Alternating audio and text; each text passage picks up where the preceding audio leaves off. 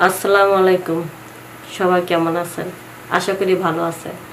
আজকে আপনাদেরকে আমি যে গল্পটা শোনাবো সেটা কোনো সিনেমা বা নাটকের কোনো গল্প না। এটা আমার জীবনে ঘটে যাওয়ার একটি ঘটনা আপনাদের সাথে শেয়ার করতে চাই। আমি গ্রামে থাকি। তো গ্রামে থেকে থেকে আমার অভ্যস্ত। আমার ভাই ভাবি শহরে থাকে। শহরে দুজনে কাজ করে, দুজনে কর্মজীবী। তো গ্রামে আমি মায়ের কাছে থাকতাম, লেখাপড়া করতাম। হঠাৎ করে মা মারা গেল, আর কলেজও ছুটি হয়ে গেল গা। পরে মা মারা যাওয়ার সময় ভাই ভাবি আমাকে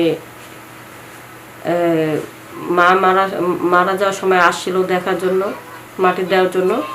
পরে দেখে মাটি দেওয়ার পরে আমার ভাই আমাকে বলল, এখন তো তুই একা হয়ে গেছস, এখন এখানে থাকার দরকার নেই, কা যেহেতু তোর লেখাপড়া কলেজ পর্যন্ত লেখাপড়া করছস, তাহলে ঢাকা চল, তোর ভার্সিটিতে ভর্তি করামো। পরে ঢাকা গেলাম। ভার্সিটিতে ভর্তি করতে লেখাপড়া করতে অনেক খরচ। পরে ভাইয়ের তো তেমন একটা টাকা পয়সা নাই, কারণ ভাই ভাবি দুজনে যা ইনকাম করে তাই দিয়ে সংসারটা আর কি চলে। তো ভাই ভাবি কাজে যায়, আমি ঘরে রান্না বান্না সব কাজ করে রাখি, তো গুছা গাছা রাখি। পরে একদিন ভাই বলল, মানে ভাবি বলতাছে, আমার ভাইরে বলতাছে, আমারও বলতাছে যে দেখো উর্মি, এখন ভার্সিটিতে লেখাপড়া করতে অনেক খরচ, আর এই এত কষ্ট কইরা এত টাকা পয়সা দিয়া পড়ালেখা করে কি হইব, কারণ তোমার ভাই তো ওরকম একটা ইনকাম নাই, যতটুকু ইনকাম করে তা দিয়ে আমাদের সংসারটা চলে। এখন আমাদের তো ওরকম একটা সামর্থ্য নাই। আর যেহেতু তোমার মোটামুটি তোমার বয়স হয়েছে, প্রায় তোমার 23 বছর হয়ে গেছে গা, তোমার বিয়ের বয়সটাও পার হয়েছে। এখন ভার্সিটিতে ভর্তি না হইয়া ভালো একটা ছেলে পেলে দেখা তোমার বরঞ্চ আমরা মানে বিয়ে শাদী দিয়ে দিই। কারণ এই এত পড়ালেখা করে যদি আমাদের ওরকম অর্ডার টাকা থাকতো, নাহলে টাকা পয়সা খরচ করে তোমার লেখাপড়া করাইতাম। এখন ওরকম তো আমাদের সামর্থ্য নাই। পরে আমি চিন্তা করলাম যে ঠিক আছে ভাবি, এখন মা মারা গেছে, বেশি দিন হয় নাই, প্রায় 6 মাস হইল, তাইলে আমি এই মুহূর্তে আর কি আর বিয়ে শাদী করতে চাচ্ছি না, আমার মন মানসিকতা ভালো না। তাহলে আপাতত আমি বাড়িতে থাকি, কিছু কিছু বাচ্চাকে একটু টিউশনি করাইলে হয়তো নিজের হাত খরচটা আসলো, হয় সেটাও ভালো হয়। পরে আমি ভাইয়ের কাছে থাকি, দেখি টিউশনি করাইয়া মোটামুটি আমার ভালোই 10,000 টাকার মতন আসে। তো আমি অনেকগুলা বাচ্চারা পড়ালেখা করে ঘরে বসা, আমার বাসাও আসে, আবার তাদের বাসাও যাই। তো চিন্তা করলাম এটাও একটা ইনকামের পথ। তো এখন আমি বিয়ে শাদী করবো না, আমি নিজের পায়ে দাঁড়াতে থাকি, বা যদি এটা ছোটোখাটো স্কুলে যদি একটা মাস্টারি করতে পারি, সেখান থেকেও আমার কিছু পয়সা আসলো। ওই হিসাব কইরা আমিও মানে থেকে গেলাম ভাইয়ের কাছে। আর এই ভাইয়ের কাছে থাকি, খাওয়া দাওয়া করি। ভাইয়ের তো একটা খরচ আছে, যেহেতু আমি ইনকাম করতেছি, তা আমি আবার 5,000 টাকা ভাবির কাছে দিয়েছি যে ভাবি, আমি তো আদার্স বাচ্চাদের জব টব করি, আমার তো তেমন খরচ নাই, তাহলে নাও 5,000 টাকা তোমার সংসারে ভাইঙ্গো আমি দিলাম। যেহেতু আমি 10,000 টাকা পাইছি, 5,000 টাকা আমার নিজের কাছে রাখছি। পরে ভাবিও খুশি হইলো যে না, আসলে মেয়েটার বিবেক আছে। কারণ অনেকদিন ধরে ভাইয়ের কাছে ভাবির কাছে খাচ্ছি, তখন তো ভাই ভাবি কোনো টাকা পয়সা চায় না, এখনও চায় না। এখন যেহেতু আমি ইনকাম করতেছি, তো আমি চিন্তা করলাম তাহলে ভাবিরে 5,000 টাকা হাতে দিই, তো ভাবির মনটা খুশি। আসলে অনেক মানুষে, অনেক ননদটা হয়তো এই জিনিসটা জানেন না। সবসময় ভাইয়ের মন পাইতে হইলে ভাবিদের সাথে আগে মিশতে হয়, ভাবির সাথে মিল দিতে হয়। কারণ আপনারা ভাইয়েরা আপন মনে করেন আর পরের মেয়েকে আপন মনে করবেন না, সতীনের মতন বাইজা থাকবেন, তখন ওই ভাইয়ের কানের ভিতরে রাতের বেলা ঘুমাইতে যখন যায় না, ভাইয়ের কানের ভিতরে ফুচুর ফুচুর গুজুর গুজুর কিন্তু ওই ভাবি বলে, তোমার বোনে এইটা, তোমার বোনে ওইটা, এ বাড়িতে থাকতে পারবে না, এরম ওরম। আসলে ভাবিদের সাথে মিল দিবেন, তাহলে ভাইয়ের মনটা এমনি পাবে। আর শাশুড়িদেরকে বলতেছি, যারা শাশুড়ি আছে, নিজের ছেলে চাইতে পরের মেয়েকে বেশি আদর করবেন, তাহলে আপনার ছেলে তার শ্বশুরবাড়ি থেকে সম্মান আদর পাইব।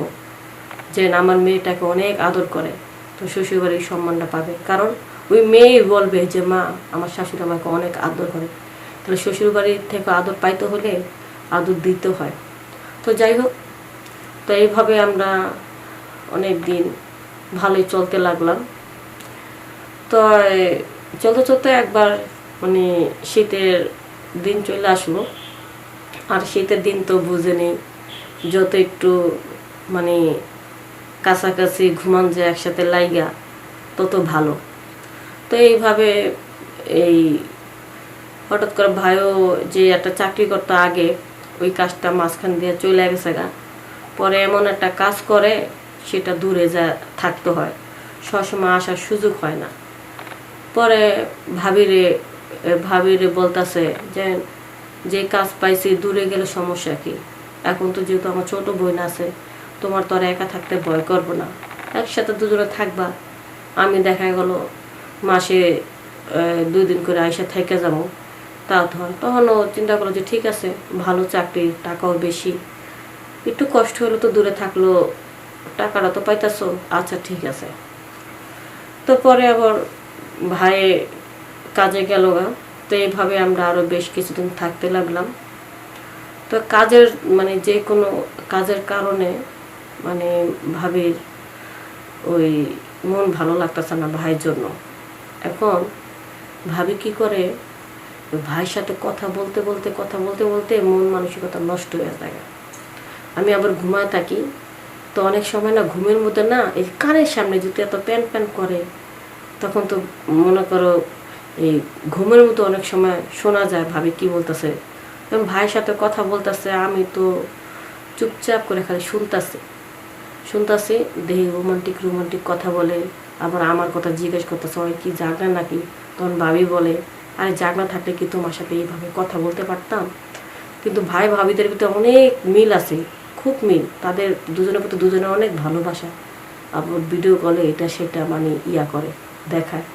পরে এরকম করতে করতে একদিন কি করছে, ওই ভাই যেহেতু পাশে নাই, ভাবি একা একা ভিডিও ওই ফুটেজগুলো বাই করে একা একা নিজেই দেখতেছে। দেখতে দেখতে তার একটু ভালো লাগে। তো দেখতে দেখতে যখন নিজে ঠান্ডা হয়ে গেছে গা, তখন ওই ঘুম এসে পড়ছে। তখন ওই ভিডিও ফুটেজটা কি হয়েছে, সাউন্ড অফ করা ছিল, ওইভাবে চলতেছিল। তো আমার আবার মধ্যরাতে একটু প্রসাবে চাপ আসছে, তখন আমি উঠছি ওয়াশরুমে যাব, দেখি ওই ধরনের ভিডিও ফুটেজ ভাবি ঘুমা রয়েছে। ওটা দেখার পরে আমি কতক্ষণ বসে বসে দেখলাম, দেখে আমার কাছে খুব ভালো লাগতেছে। এখন তো আমি আর মন চেতেছিস, আমার যদি এখন বিয়ে হইতো, আমার জামাইয়ের সাথে তো আমি এরকম রোমান্টিক করতে পারতাম, এরকম আদর করতে পারতাম। আমারও মন মানসিকতা আর কি হয়ে গেছে, ঠিক আছে, মন চাইতেছে, আমারও শরীরটা গরম হয়ে গেছে। এখন এইভাবে আমিও ফাঁকে ফাঁকে বেশ কিছুদিন চুরি করে ভিডিওগুলো দেখছি, যেহেতু ভাবির মোবাইলে আছে।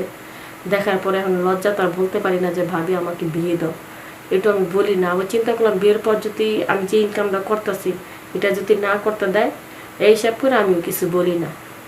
তো অনেকদিন পর ভাই আসছে, আমাদের রুম তো 2টা। তো ওদিন যে ভাই আসবে এটা ভাই বলে নাই, ঠিক আছে, বলে নাই। হুট করে ওই মানে ওই ভাই চলে আসে। এখন আমি ঘুমায় আসলাম, মধ্যরাতে আইসছে, তো ভাবির দরজাটা খুইলা দিছে। এখন বলতেছে যে তুমি আসবা, বলবা না, ওই রুমটা তো এলোমেলো, ওই রুমটা তো পরিষ্কার করা হয়নি, যত আবিজাবি জিনিসপত্র, বাতিল জিনিসপত্র ওই রুমে ফালা রাখি।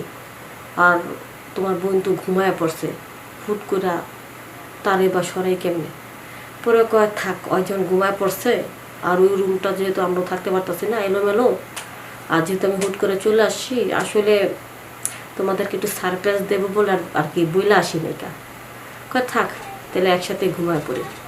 তো শীতের দিন সবাই যদি একটু চিপাচিপি করে ঘুমাই, তাহলে একটু গরমটা একটু লাগবো বেশি। তো হিসাব করে ভাই শুয়েছে। তো শোয়ার পরে এখন ওই ভাই কি করে ভাবিরে টাচ করে, টাচ করতে যখন টাচ করছে ভাবি তো একটু মোছামুছি শুরু করে দিচ্ছে, আমার শরীরের সাথে শরীর লাইগা ভাবি শুয়ে রয়েছে, সেই যদি মোছরামুছরি করে তাহলে আমি তো একটু বুঝতে পারি, ছোট মানুষ। পরে আমি যখন বুঝতে পারছি যে ভাই আইসে আর ভাবিও মোছরামুছি শুরু করছে, তখন আমিও ঘুমের বান্ধবে চুপচাপ রয়েছি। একেই তো অনেক দিন ধরে অনেক কিছু দেখলাম, ঠিক আছে, বাতি নিবানো অন্ধকার, একে তো অনেক কিছু দেখলাম, তার উপরে যদি আবার এই ধরনের জিনিস যদি আমার সামনে হয় তাহলে তো আমার খুব খারাপ লাগে। পরে এই ভাবি যখন ঘুমায় পড়ছে না, মানে একবার কাজ কইরা, তখন আস্তে আস্তে ঘুমের মধ্যে আমি আর কি ওই ভাবির এই পাশে দিয়ে আমি ওই পাশে গেছি গা। যাওয়ার পরে এখন এখন ভাইয়ের সাথে যখন একটু ঘুমাইছি, তখন তো ভাবিরে মনে করে আমারে ভাই টাচ করতেছে, কিন্তু আমার খুব ভালো লাগতেছে। আমি আর কিছু বলিনি, চুপচাপে রয়েছি, কারণ কথা বললো তো সেও লজ্জা পাইবো, আমিও লজ্জা পাবো। আর আমি চিন্তা করতেছি যে কিছু কথা বলার দরকার নেই, চুপে চাপে নিজের একটু ঠান্ডা রাখি আর কি, ঠান্ডা করে ফেলে। তা আমার ভাই কী করলো, বাস অন্ধকারে আমার সাথে ফিলিংস করা শুরু করলো। কিন্তু আমার ভাবির ঘুমটা খুব খারাপ ছিল, একবার যদি ঘুমায় সে তার ঠেলেও উঠান যায় না, এত ঘুমায়।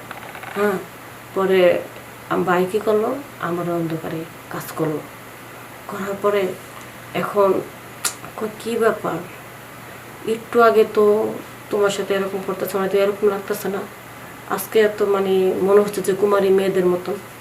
এখন আমি কোনো কথা বলি না, চুপচাপ রয়েছি। কিন্তু ওদিক দিয়ে তো আমার এত শরীরে এত জ্বালা ছিল, যার কারণে এই মুহূর্তে আমার পুরুষ মানুষ ভীষণ প্রয়োজন ছিল। আমি ওর ভাইকে বুঝতে দিইনি।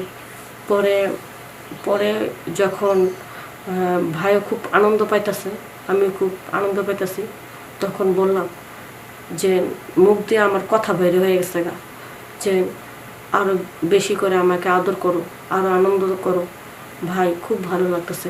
কি তুই চুপ করো, সমস্যা নাই বোন, তাতে কী হয়েছে, কিন্তু আমার কাছে খুব ভালো লাগতেছে। এমন সময় আমি কথা বলছি যে সময় আমার ভাইয়ের কিছু করার ছিল না, ওই সময় ভাইয়েরও খুব দরকার ছিল। আর আমার ভাই আমার কাছ থেকে অনেক আনন্দ পাওয়ার পরও, সে আমার কথা শোনার পরও সে আমার সাথে কাজ চালায় গেছে, কাজ আর থামায় নি।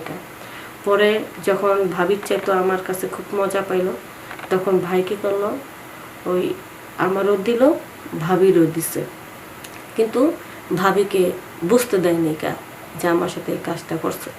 তো এইভাবে সারা রাত্রে মানে বোনেরও দিছে আর ভাবিরও দিছে, মানে আমারও দিছে আর আমার ভাবিরও, আমার আপন ভাই আমারও করছে, আমার ভাবিরও করছে। তো আমি খুব খুশি, কিন্তু খুশি হইলে কী হবে, কিন্তু পরে বুঝতে পারছি আসলে এটা একটা ভুল কাজ করেছি। আপন ভাইয়ের সাথে এত বড় জঘন্য খারাপ কাজটা করা আমার ঠিক হয়নি, এত বড় পাপ করাটা আমার ঠিক হয়নি। পরে যেহেতু আমি এটার মজা বুঝে গেছি, আমার তো একটা পুরুষ মানুষের প্রয়োজন। পরে আমি লজ্জা ভাইঙ্গা আমার ভাবিরে বলছি যে ভাবি আমার বিয়ের ব্যবস্থা করো, এখন আমার বিয়ের প্রয়োজন। পরে ভাবি কিন্তু আজও পর্যন্ত বুঝে নেই, বুঝলে কিন্তু সারা জীবনের জন্য তার মনটা আর বিশ্বাসটা ভাঙে যাবো গা। পরে ভাবি কী করলো, ভালো একটা ছেলে দেখা আমার বিয়ের ব্যবস্থা করলো। পরে একটা ভালো ছেলের কাছে বিয়ে দিয়ে দিছে। পরে আমি চিন্তা করলাম যে আমার সাথে যে ঘটনাটা ঘটছে, আমি যে ভুলটা করছি, হয়তো আমার মতন এই সমাজে এরকম ভুল অনেকে করতে পারে। তাই মিডিয়ার সামনে আজকে আসা, এই ভুলটা যারা করতেছেন বা একই ছাদের নিচে থাইকা স্বামী বাদে সেটা আপন ভাই হোক, খালাতো ভাই হোক, যেই হোক, যাদের সাথে আপনারা পরকীয়া কাজ করতেছেন, আসলে স্বামী ছাড়া যদি অন্য কারোর সাথে পরকীয়া কাজ করেন সেটা অনেক খারাপ। এই ধরনের কাজ আপনারা করবেন না। আর এই ধরনের ভুলের থেকে আপনারা যত পারেন বিরত থাকবেন। সবাই ভালো থাকবেন, সুস্থ থাকবেন। আসসালামু আলাইকুম।